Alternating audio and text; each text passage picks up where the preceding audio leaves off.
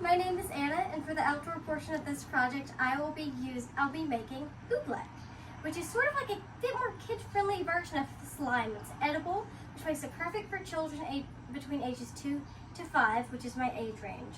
So the first thing they told me to do is to do however much water you do, you need to do twice as much cornstarch. So I already put in my water.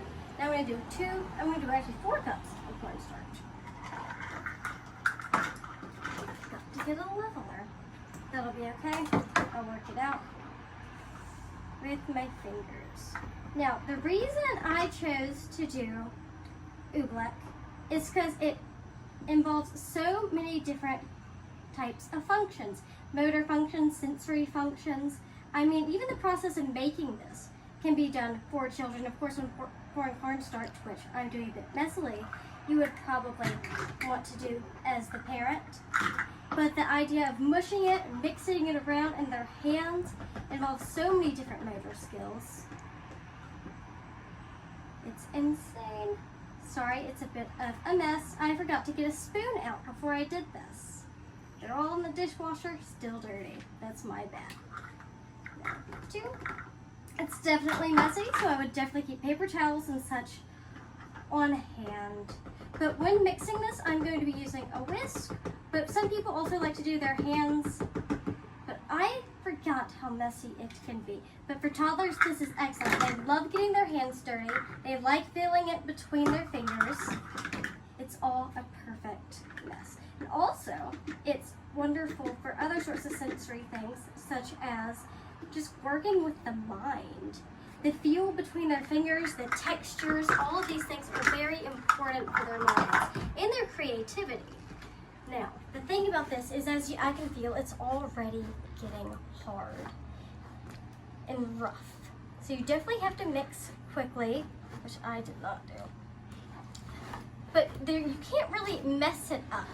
If you added too much water, you just fix that by adding more cornstarch. If you added too much cornstarch, there's a good chance you actually did it and you just need to mix more. See how it's all coming together already.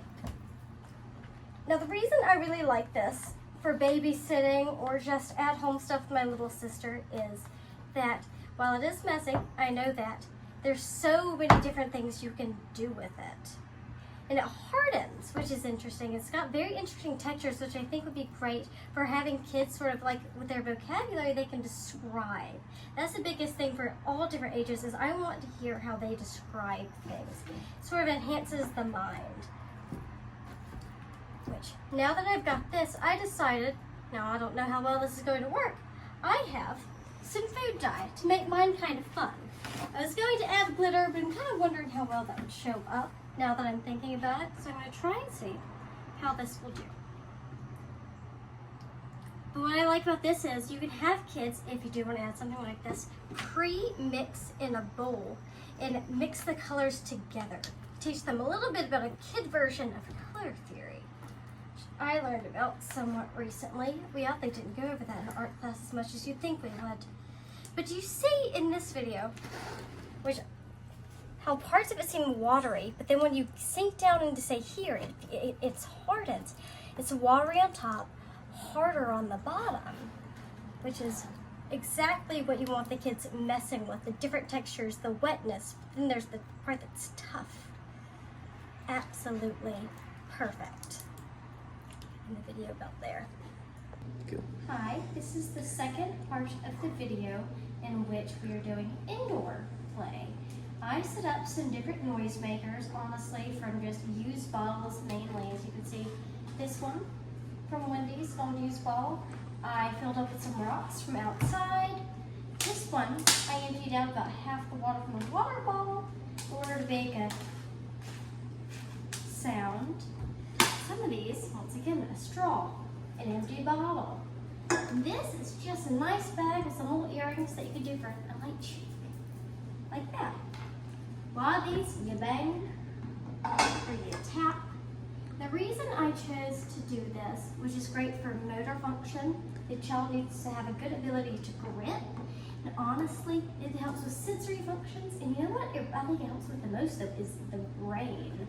It's a very much a cause and effect, and also it can their comparisons. Like when I tap this can with this straw, it makes sound. When I tap it against, say this, it's a very different sound. And also there's feelings. You can feel this vibrating. You can feel it ringing off of it, which also I think helps with vocabulary. How the child describe the sounds that they are making. You might have a little band member one day. I got this empty bottle, has this. So there's a lot of different things you tap. How does this sound different than that? Or even, I keep using the straw, let's try it with this. How does it sound when I tap this? Very loud. I think it would be great to ask your kid why. Why do you think this makes a different sound than that? What do you think maybe heaviness plays a factor in? There's so many different things, but I think this is one of the best things you can do for the development of your child's brain. And that's all.